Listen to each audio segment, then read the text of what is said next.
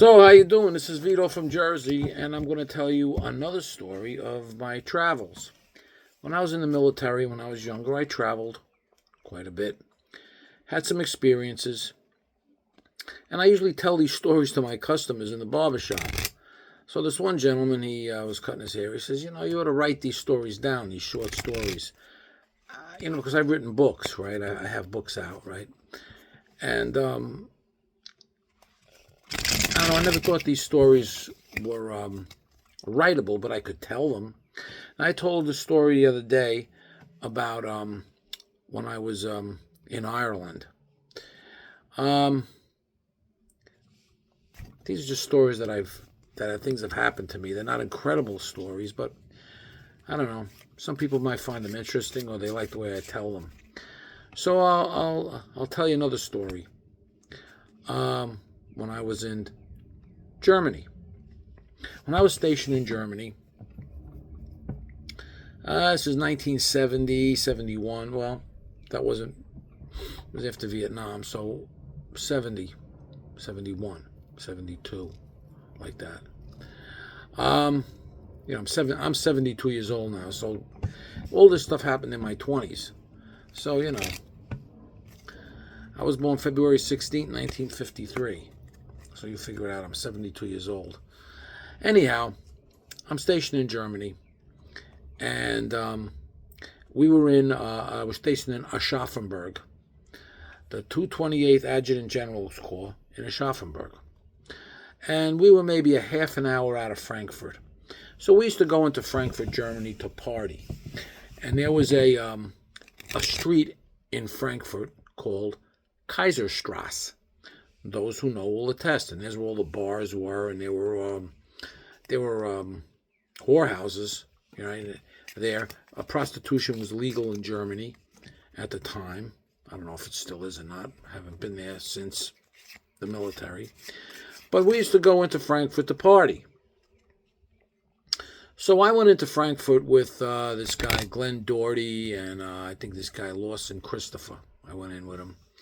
And we got drunk, and I ran out of money. Now, I don't know what happened to those other two guys. I just thought of another story about Germany. It's just pretty incredible. Anyway, I don't know what happened to those other two guys. I don't remember what happened, but I know I had to get back to my unit in Aschaffenburg, which was about a half an hour to 45-minute ride by train. I didn't have any money, but I had to get back to my unit, or I would have been considered AWOL, absent without leave. Would have gotten in trouble. So I just got on the train without any money. This is in Germany. So the conductor comes around, and he's saying, "Ein Ticket bitte, ein Ticket bitte, ticket please, ticket please." I says, "Ich nicht haben Sie Ticket. I don't have a ticket. Ich nicht haben Sie Ticket. I don't have it." So he goes, Ja, wo ist dein Geld? Where's your money? Wo ist dein Geld? Where's your money? So I said, Ich nicht haben Sie Geld. Was ist this? Was ist this? This nicht haben Sie Geld? What is this? What is this? You don't have any money? He was so enraged. Now, these German guys, they had, all the Germans, no matter what they did, they had uniforms. And this was 72. A lot of these guys were World War II vets,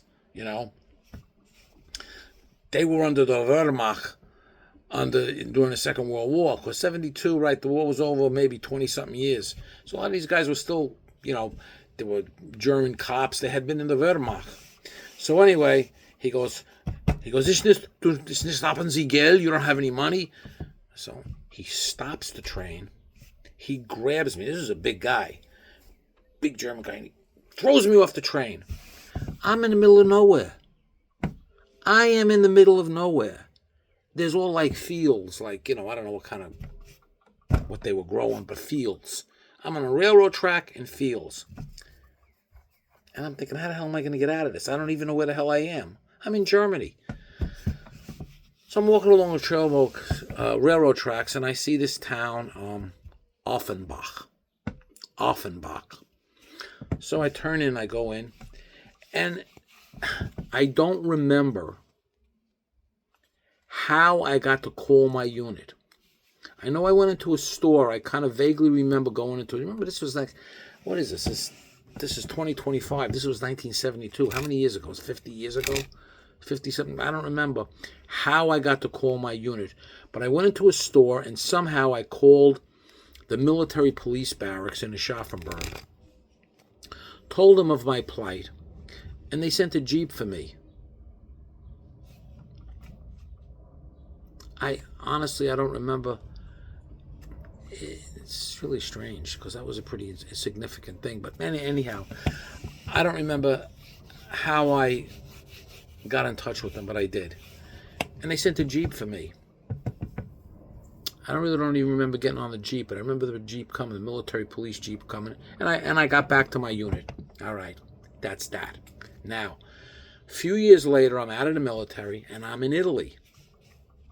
So I was in my family was in Palermo, in the little town outside Palermo, and I was in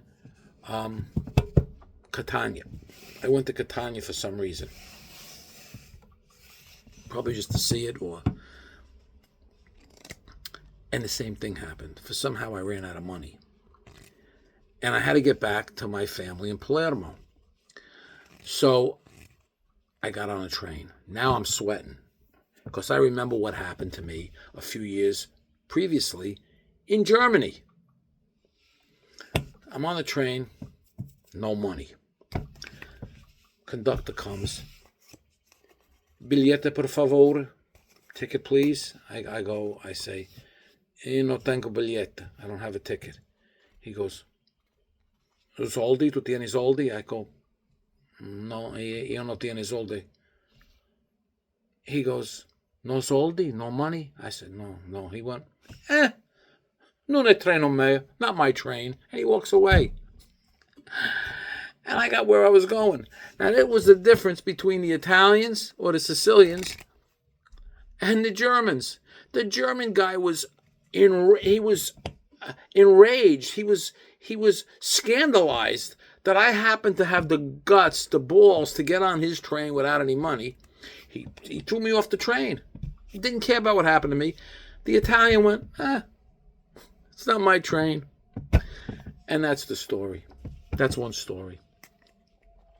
And to me, it just shows you the difference in culture, the way the Germans thought and the way the Italians thought. Not even showed you during the war, right? Right? The Italians were surrendering so fast they could take them by appointment. My father said that when the Italian army was surrendering when the Americans invaded Sicily, the Italians were surrendering so fast. They were just surrendering.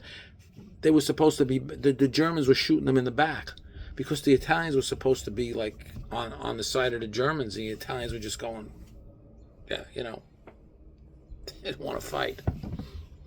So that's that story. And I got some more stories about Italy and Germany, and another story from Ireland. I got some more stories, but that's that one. So, Vito from Jersey. Ciao.